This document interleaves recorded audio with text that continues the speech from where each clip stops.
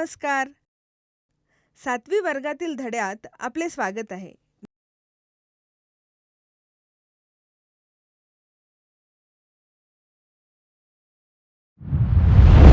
मला आशा आहे की तुम्ही सर्वजण वाहतूक व्यवस्थेचे महत्त्व जाणून घेण्यास तयारच असाल. आपल्या दैनंदिन जीवनात आपण एका ठिकाणाहून दुसऱ्या ठिकाणी जाण्यासाठी वाहतुकीचा विविध पद्धती वापरतो. कसे? चला पाहूया. लोक वाहतूक सुविधा, रस्ते, जलमार्ग, रेल्वे आणि विमानतळ वापरतात.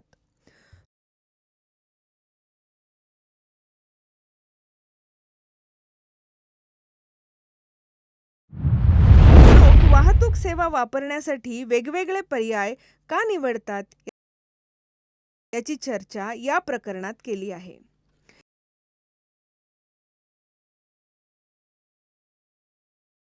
याशिवाय लोक त्यांच्या कमाईच्या स्रोतासाठी वाहतुकीवर का आणि कसे अवलंबून असतात आणि बाजारपेठ वाहतुकीचा वापर कसा करतात हे देखील आपण शिकूया.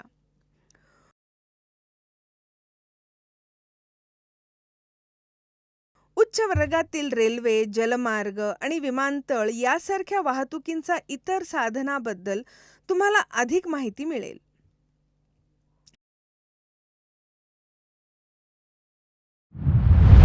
चला तर वाहतूक व्यवस्थेचे महत्त्व पाहूया. या धड्यात आपण पुढील गोष्टी शिकणार आहोत. तेलंगणातील वाहतूक व्यवस्था, वस्तूंचे उत्पादन आणि विक्रीसाठी रस्त्यांचा वापर,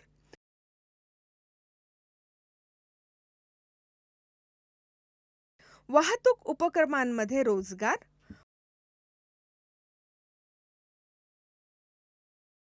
वाहतूक सेवा आणि पर्याय, कोंडी आणि प्रदूषण,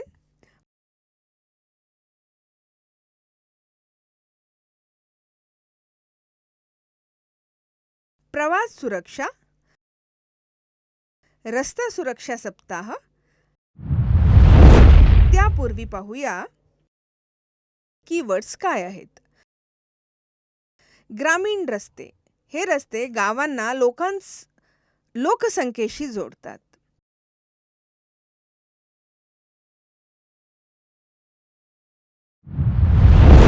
शहरी रस्ते. बांधलेल्या क्षेत्राच्या हद्दीत स्थितीत रस्ता.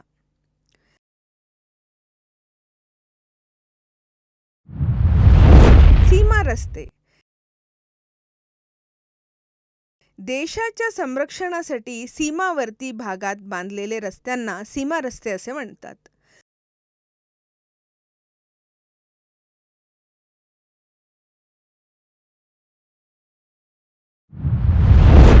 राष्ट्रीय महामार्ग. राज्याच्या राजधानी आणि औद्योगिक शहरांना बंदरांशी जोडणाऱ्या रस्त्यांना राष्ट्रीय महामार्ग असे म्हणले जाते.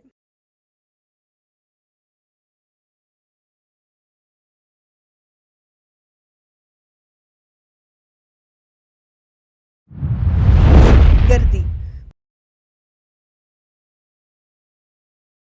म्हणजे खूप अडथळे किंवा गर्दी असलेली जागा ज्यामुळे अडचणी येतात.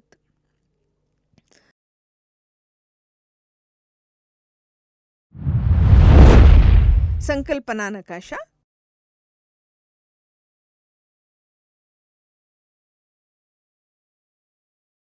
आता आपण वाहतूक व्यवस्थेबद्दल जाणून घेऊया. तेलंगणातील वाहतूक व्यवस्था. जर आपण राज्यातील वाहतूक व्यवस्थेचा एकूण दृष्टिकोन पाहण्याचा प्रयत्न केला तर आपल्याला खालील गोष्टी आढळतील. पहिला म्हणजे रस्ते, दुसरे म्हणजे रेल्वे, तिसरे म्हणजे हवाई मार्ग आणि चौथे जलमार्ग.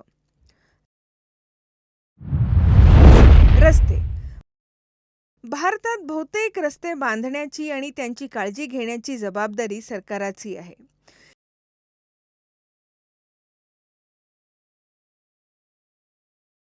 विविध प्रकारचे रस्ते आहेत, जसे की राष्ट्रीय महामार्ग, जे वेगवेगळ्या राज्यांमध्ये पसरलेले आहे.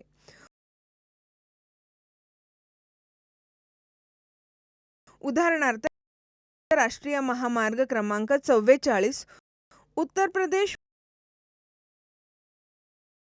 मध्य प्रदेश, महाराष्ट्रात, तेलंगणा, आंध्र प्रदेश, कर्नाटका आणि तमिळनाडूमधून जातो.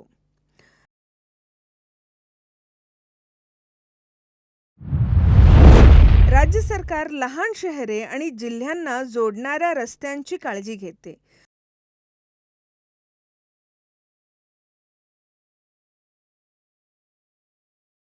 तर पंचायती खाडीपासून बनवलेल्या गावातील रस्त्यांची काळजी घेतात.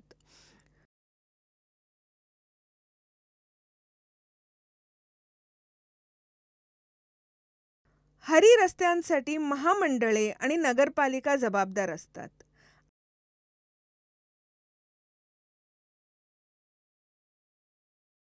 आणि आंतरराष्ट्रीय सीमेवरील रस्ते सीमा रस्ते म्हणून ओळखले जातात.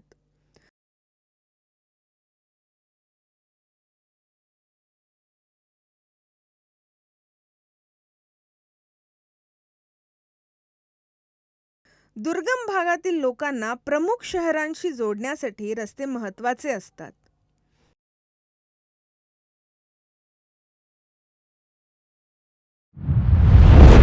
भारतात प्रवास करणारे 20% लोक रेल्वेला प्राधान्य देतात.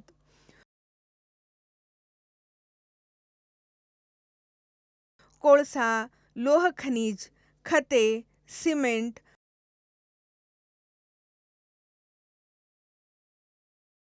आणि अन्नधान्य यासारख्या वस्तू वाहून नेण्यासाठी रेल्वेचा वापर प्रामुख्याने केला जातो.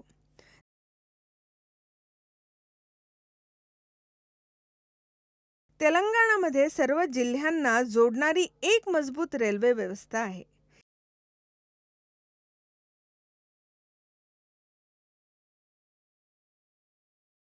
रेल्वे बंदरावरून आणि बंदरावरून माल वाहतूक करण्यास देखील मदत करते.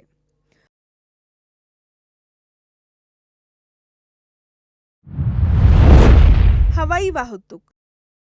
तेलंगणाचे हैदराबाद, शमशाबाद येथे एक आंतरराष्ट्रीय विमानतळ आहे.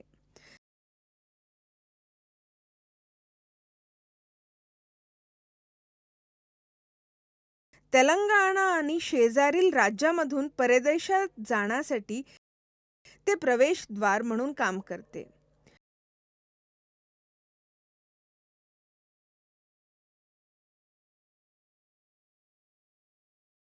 या व्यतिरिक्त हे विमानतळ हैदराबाद आणि भारतातील इतर शहर आणि राज्यांमध्ये कनेक्टिव्हिटी प्रदान करते.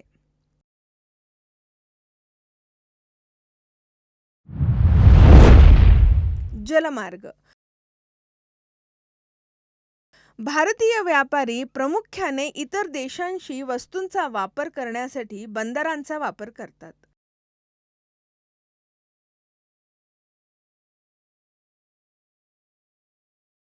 तेलंगणामध्ये कोणतेही बंदर नाही, परंतु आंध्र प्रदेशात 15 बंदरे आहेत, ज्यामध्ये विशाखापट्टणम मधील एक सर्वात मोठे आहे.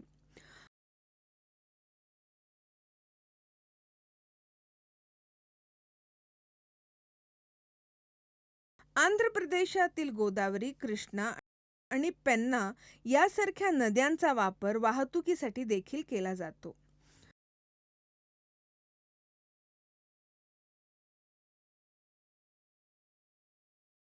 परदेशी व्यापारासाठी सागरी बंदरे महत्त्वाची असतात.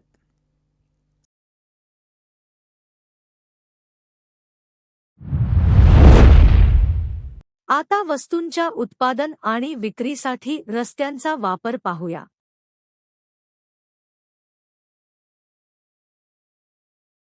तेलंगणामध्ये प्रवास आणि विविध उद्योगांसाठी वाहतूक आवश्यक आहे. 2001 मध्ये जवळजवळ 3/4 गावांमध्ये वाहतुकीचे पर्याय होते.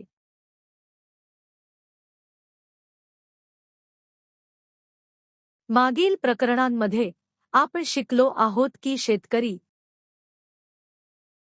मच्छीमार आणि उद्योग हे सर्व वेगवेगळ्या उद्देशांसाठी वाहतुकीवर अवलंबून असतात.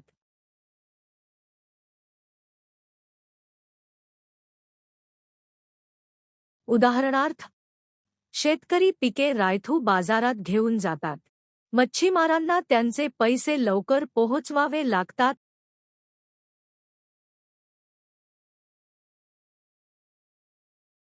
आणि उद्योग लॉरी वापरतात. पण कच्चा माल आणि तयार वस्तूंची वाहतूक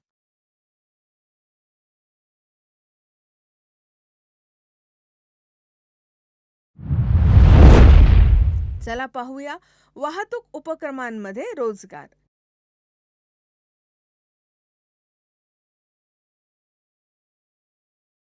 एक बस 2 लोक चालवतात, एक चालक आणि एक वाहक.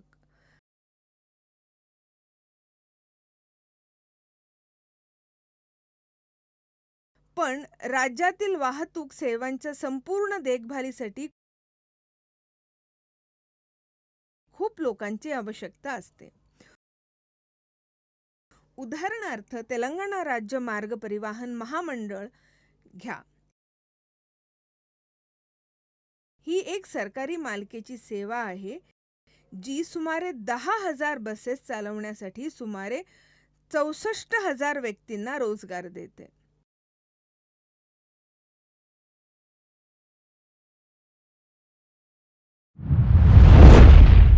हे कामगार खाते हाताळतात, बस दुरुस्त करतात आणि बस डिपोमध्ये काम करतात.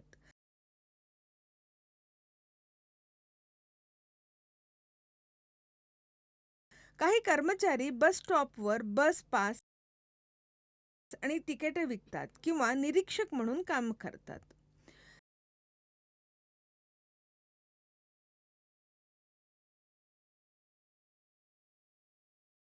तेलंगणाच्या रस्त्यावरील बहुतेक वाहने दुचाकी आहेत. त्यापैकी सुमारे 3/4 आहेत.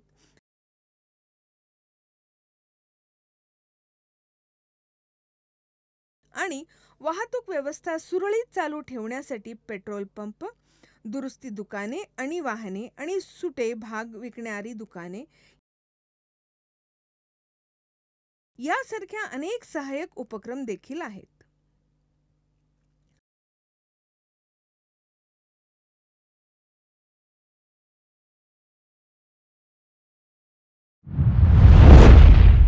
आता आपण पाहूया वाहतूक सेवा आणि पर्याय.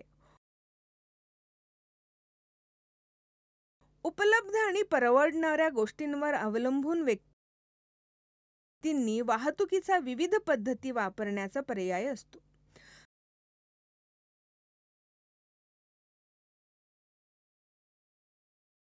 काही प्रकरणांमध्ये वाहतुकीसाठी अनेक पर्याय असतात.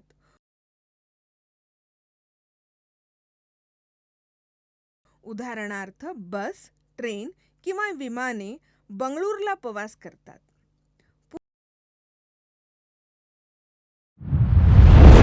पूर्वी लोक आणि वस्तू दोन्ही दूरच्या देशांमध्ये नेण्यात जहाजे महत्त्वाची भूमिका बजावत असत.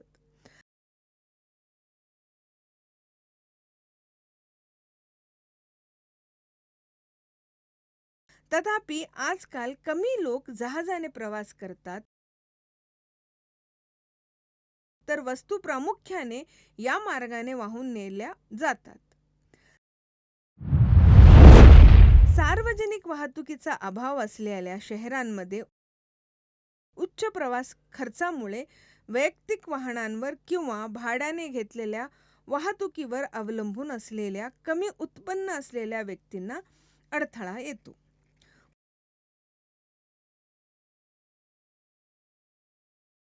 मोठ्या शहरांमध्ये चालण्यासाठी किंवा सायकलिंगसाठी पुरेशी जागा महत्त्वाची असते, परंतु व्यापलेले फुटपाथ आणि असमान पृष्ठभाग व्हीलचेअर वापरकर्त्यांसाठी आव्हाने निर्माण करतात.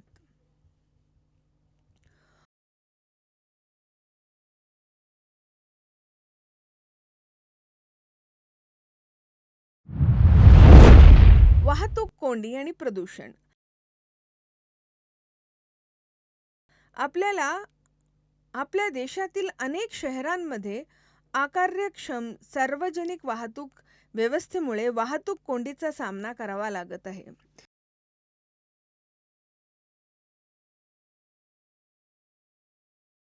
यामुळे लोक खाजगी वाहने खरेदी करत आहेत, ज्यामुळे अरुंद रस्ते असलेल्या शहरी भागात वाहतुकीची समस्या निर्माण होते.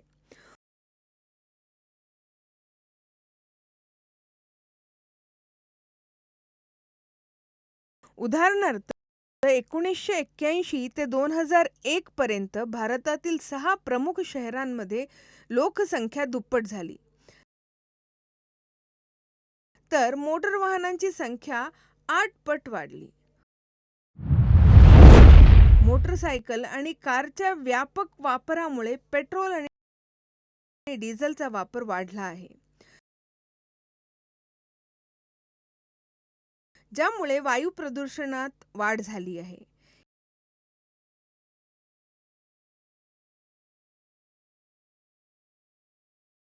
याचा सामना करण्यासाठी आपण पेट्रोलियम उत्पादनांवरील आपलं अवलंबित्व कमी केलं पाहिजे आणि सार्वजनिक वाहतुकीचा वापर वाढवला पाहिजे, ज्यामुळे कमी खर्चात अधिक लोकांची वाहतूक होऊ शकते. प्रवासाची सुरक्षितता. रस्त्यांवर प्रवास करणे धोकादायक बनत चाललेले आहे. अपघात, मृत्यू आणि दुखापतींमध्ये वाढ होत आहे. कमी उत्पन्न असलेल्या कुटुंबांसाठी विशेषतः चिंताजनक आहे, कारण बरेच बळी सायकल सवार, पादचारी किंवा फुटपाथवर राहणारे असतात.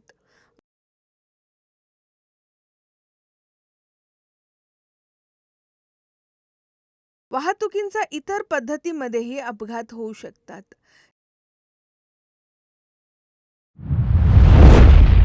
ज्या भागात रस्ते आणि रेल्वे एकमेकांना छेदतात,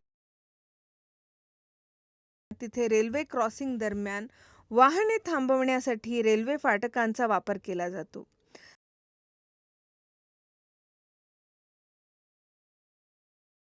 तथापि या फाटकांशिवाय लेव्हल क्रॉसिंगवर लोक वाहनांनी थांबून रेल्वे रूळ ओलांडण्यापूर्वी दोन्ही दिशांची पूर्णपणे तपासणी करणे आवश्यक आहे.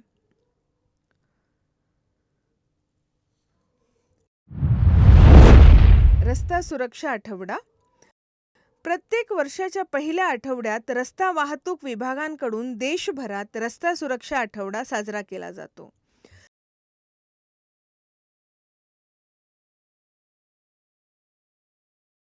ज्यामध्ये वाहतूक नियमांबाबत मार्गदर्शक तत्त्वे दिली जातात.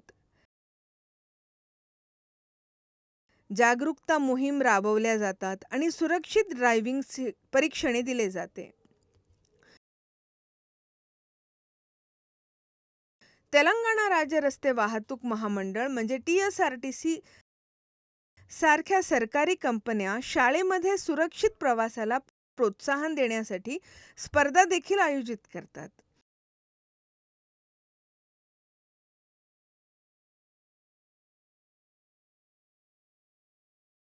अपघात आणि दुखापती कमी करण्यासाठी सुरक्षा नियमांचा पालन करणे सर्वांसाठी अनिवार्य आहे.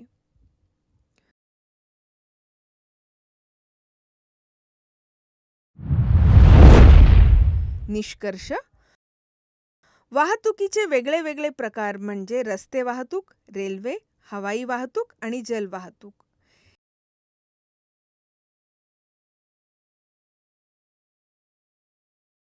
एक सुविकसित वाहतूक व्यवस्था वस्तू आणि लोकांची हालचाल सुलभ करते, ज्यामुळे आर्थिक क्रियाकलाप आणि व्यापार वाढतो.